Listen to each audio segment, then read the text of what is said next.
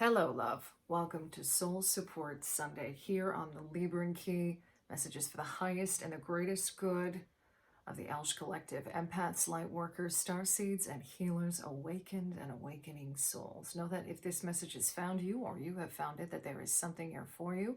That is always the intention that I put into these messages. Spirit wanting me to get right into it. We're working with the energies of Pyrite. Again, I believe that this came out, I think it was another collective, Elsh collective message. It could have been a Feeling Fridays message. I don't remember. Maybe it was a life path number. I don't know. But I have a feeling that this is something in general that we've been tapping into. Messages of seeing the gold and the anointedness within each and every one of us, and this coming through with the pyrite. Now, Spirit wanting me to kind of focus on pyrite for a moment here, as the energy of light and the sun, the warmth of the sun, the life force energy within each and every one of us. There is a protective quality to pyrite. I feel like if I'm looking like I'm getting distracted, it's because there are, I think I just saw 3 crows like flying outside of my window in circles.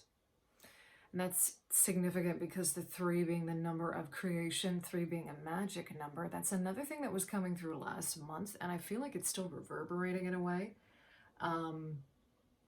If that's something that resonates with you, then most definitely take that if it resonates. This is a number of creation, creating your reality, abundance. Crows are amongst different things associated with magic and the magic of creation, okay?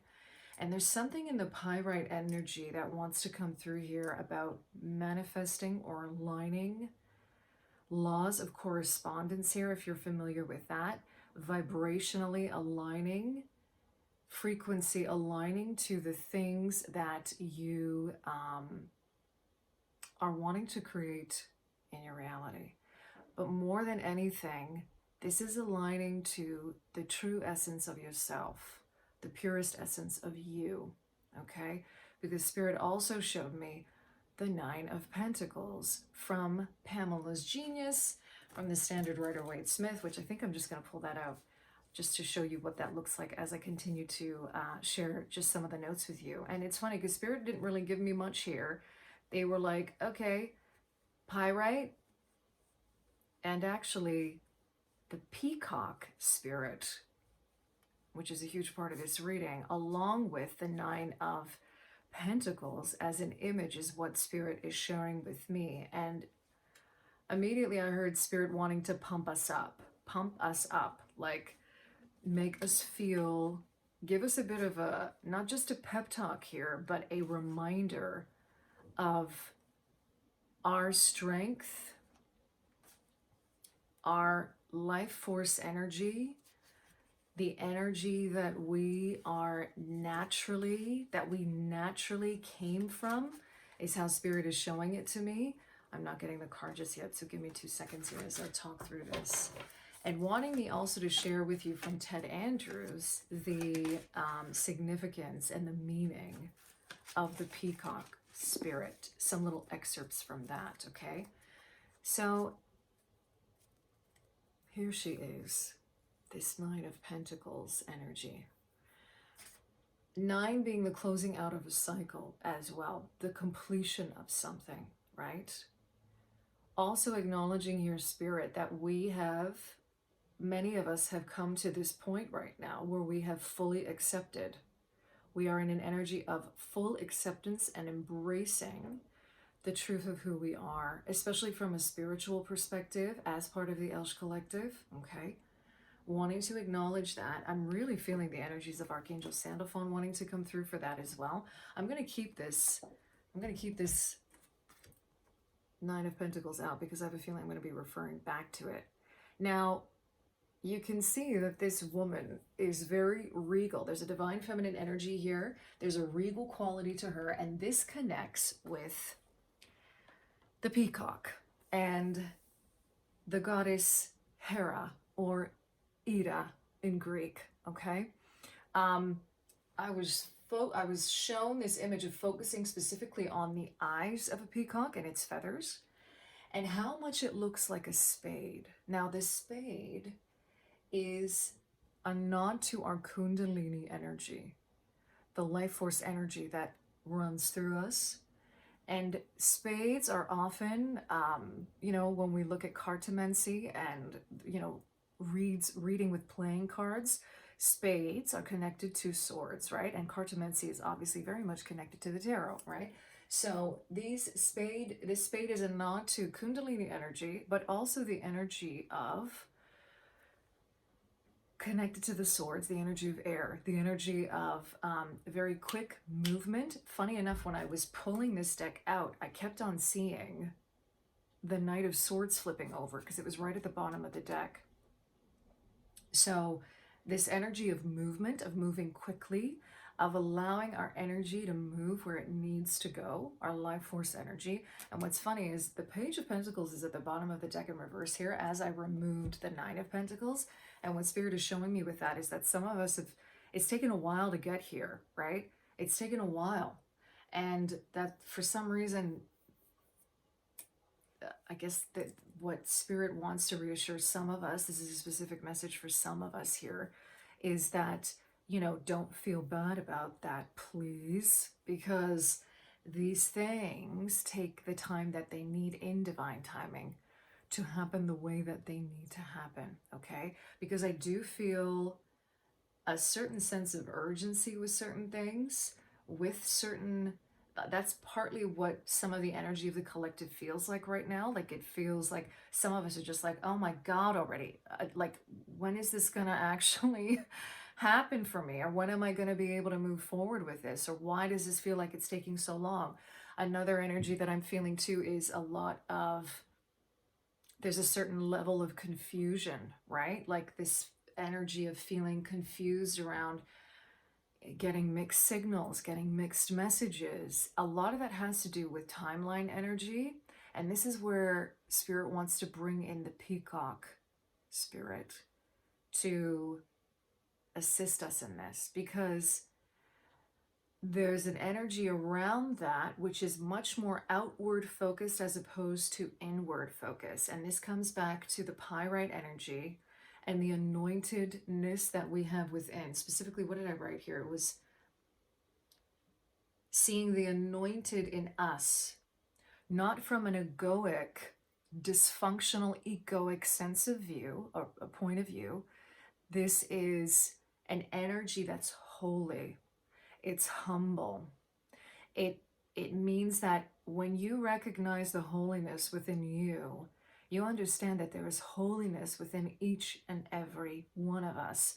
And like this beautiful woman in the Nine of Pentacles, she is just in her groove, right? Like I'm hearing Stellar got her groove back. Like that type of energy of just, she is emitting a certain energy, a confidence, a very, what's the word here that I'm, it's this deep knowing of who she is and not needing to prove that to anybody. And you do that, you find that by going within. You find that by moving inwards and seeing within. This is where the peacock spirit is coming in. Part of it being connected to the goddess Ida or Hera. It was her favorite bird, right? And there's a very regal quality to this bird. Seeing that regalness, seeing that godliness, that holiness within each and every one of us as children of Source, okay? I'm going to leave it there, and I'm going to get right into just giving you the keynotes here for the peacock spirit, which I've already wrote here, Wise Vision. That's one of the keynotes from Ted Andrews' Animal Speak. And resurrection, because the peacock is one bird that is closely associated with the phoenix, because they look very similar, right? And there's a different mythology that's connected to them as well in that respect. Where did I read that? Yeah, here we go. Of all birds, the peacock most resembles the traditional descriptions of the phoenix. The phoenix is the legendary bird of resurrection that is sacrificed in the fires of life and then rises from the flames out of its own ashes. The peacock, as a reflection of the phoenix, has touched many different societies, okay?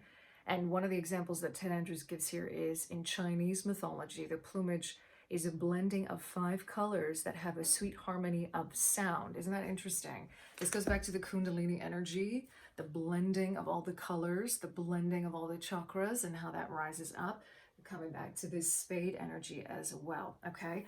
So if you feel called to, because there's a lot here with regard to the peacock spirit, do a little bit of research on that. Because I feel like there are things that are going to resonate differently for each and every one of us, okay? But Spirit especially wanting me to bring in those keynotes of resurrection and wise vision or watchfulness is how Ted Andrews explains that here. So there's something here that's also about being very discerning when you come into this energy of you knowing who you are at every level of your being, okay? This is a card of resurrection. This Nine of Pentacles is how Spirit is presenting it to me now through this vision of the peacock, okay? This is like, some people refer to this card as like a glow up card, which I think is really interesting because it fits in here perfectly. It's like that 9 is the closing out of a cycle, right? It's having gone through all the different steps to get to where you are now to understand you're being born anew in some way, this resurrection. And if I'm not mistaken, yeah, these are grapes, right? And there's a very, very interesting connection with grapes, with Jesus, with the god Dionysus or Dionysus, right? However you want to pronounce that. Dionysios is how we say it in Greek. Check all of that out because it's all connected, if of course that resonates for you. So I'm going to be asking today, just through the giant Rider-Waite Smith, Pamela's Genius, Spirit wants me to make this kind of short and sweet because this is really truly a reminder to you and to each and every one of us of the holiness that is within us. And how might we access that every day? Archangel Sandalphon wanting to come in for this as well. He really wants to bring in this energy, thank you, Archangel Sandalphon, of grounding this, of bringing this into our day-to-day, very much like this Nine of Pentacles energy, this Pentacles energy, grounding that golden energy, that anointed energy, okay? There's something also here that's a nod to alchemy or the alchemical process of transmuting energies, like heartbreak, for example, okay? Pain, loss, into abundance, into what was gained through this experience. Transmuting those energies of pain into more deeper self-love, deeper compassion, especially to ourselves, okay? That's what Archangel Sandalphon wants to really bring through here. Messages of soul support for this. 8 of Wands in reverse. He still wants me to keep on popping. And this Page of Swords. Okay, so these are specific messages coming through now. This is how he wants me to do it. This 8 of Wands in reverse is something perhaps not happening quickly enough for you. And what he wants each and every one of us to do, and this is around Spirit. This goes back to earlier talking about you feeling like it should have been done already. You should be further ahead by now, right? In terms of your evolution, in terms of, and this is very specific to the spiritual journey that each and every one of us is on, okay? This is also an energy, what I'm getting here, of feeling like you've done all the healing, feeling like you've done all the work, and yet it's like you're getting all the new kind of experiences getting thrown at you. This is how it feels, where you're like, really? Again? It's like, what? Or you catch yourself reacting to something And you start getting hard on yourself because you're thinking, I should know better by now, okay? And instead of, what Archangel Sandalphon wants to point out here is that it's really good to be 100% to be aware and to recognize those things when they happen, instead of taking all that energy and dragging yourself down into the pain or the upset or the anger of it. He wants us to get curious with this Page of Swords as to how this is communicating to us. What, more specifically, what is this communicating to us? What are we to learn from this? He wants us to start getting really curious about it, just like this Page of Swords, and not to come from a point of view of like putting ourselves down. Self-flagellating is what I'm hearing too, like punishing ourselves for it and getting really into this more confusion energy about it. He wants us to flip that, take that energy of confusion and actually start asking questions like why was this happening? What circumstances did it happen in? Start actually bringing more awareness to your own reaction and the circumstances around that reaction. Even something as simple as, did I have enough to eat that day?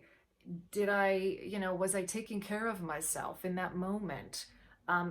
Boundaries, because this is Page of Swords, right? So was I overextending some boundary here that I already created? And subconsciously I knew that, and yet I still continued to do it anyway. Why? Ask yourself why. Is this your own programming, your own patterns, how you were raised, a habit that you've fallen into? Is it energies of guilt that you need to work through? What kind of shadow work do you need to do around this, right? He's directing me to these birds here. And there's 10 of them. Yeah, and he's saying like completion of a cycle again. He's also pointing me to the Wheel of Fortune and how this is something that, again, it's connected to soul lessons. It's connected to karma. It's connected to a deeper understanding of that. A pattern that you continue to repeat over and over again, being reflected in that Wheel of Fortune, in that energy of the 10, okay? He wants me to just pop a couple more cards here. Look at that as I cut the deck. 4 of Wands, this energy of bringing us back into, this helps us to bring ourselves back into a more stable energy of spirit and our own understanding of our own spirituality, and that in and of itself is something to celebrate, okay? King of Swords in reverse, okay? He's just reiterating here, make sure you're asking yourself the right questions as well. Make sure, look at that, yeah. Make sure justice is coming out. So again, this is connected to some kind of karmic energy, some kind of pattern, some kind of soul lesson. For some of you, it may resonate to say soul contract, okay? This is an 11. There's an opportunity here for you to walk through a portal of deeper understanding around this. But he cannot emphasize enough the energy of being discerning here, coming back to this wise vision of the peacock.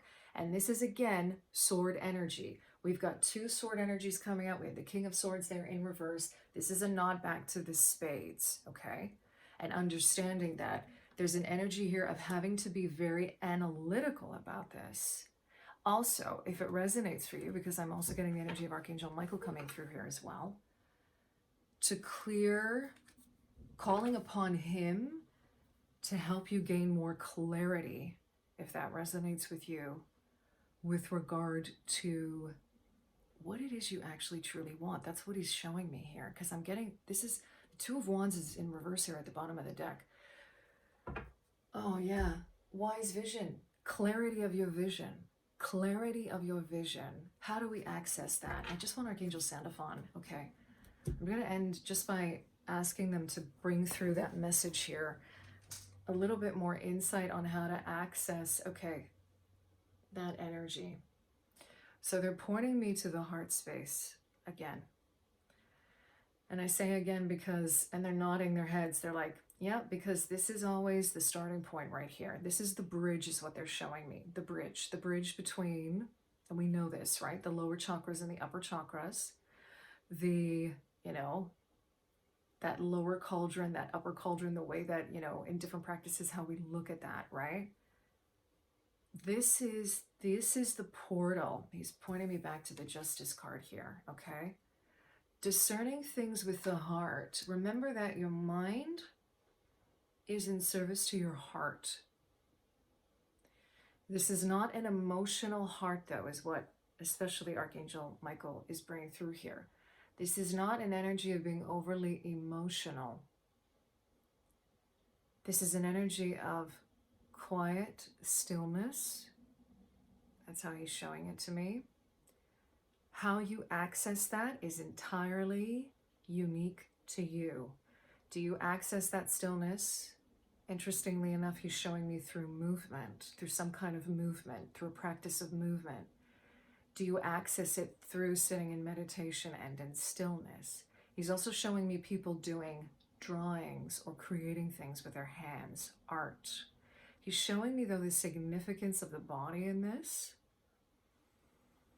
And that even though it seems like a paradox, we can attain stillness through movement. But it has to be a focus or an intent there. And Archangel Sandalphon is confirming that because he's coming back to the body. So when we move, especially through practices, for example, like the tradition of yoga, or dance, or specific movements, right? Like he's even showing me practices like in Kundalini yoga, which is another connection to this spade energy, right?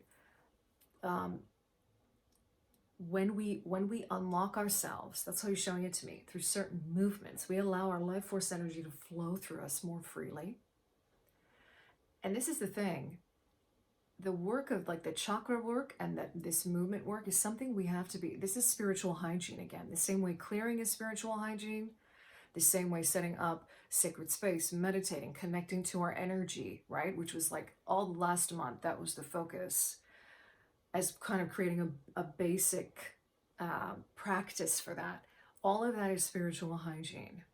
And it strengthens us. It keeps our energy clear. It keeps our energy pure and centered so that we're better able to discern again what is ours and what isn't, what is truth and what isn't.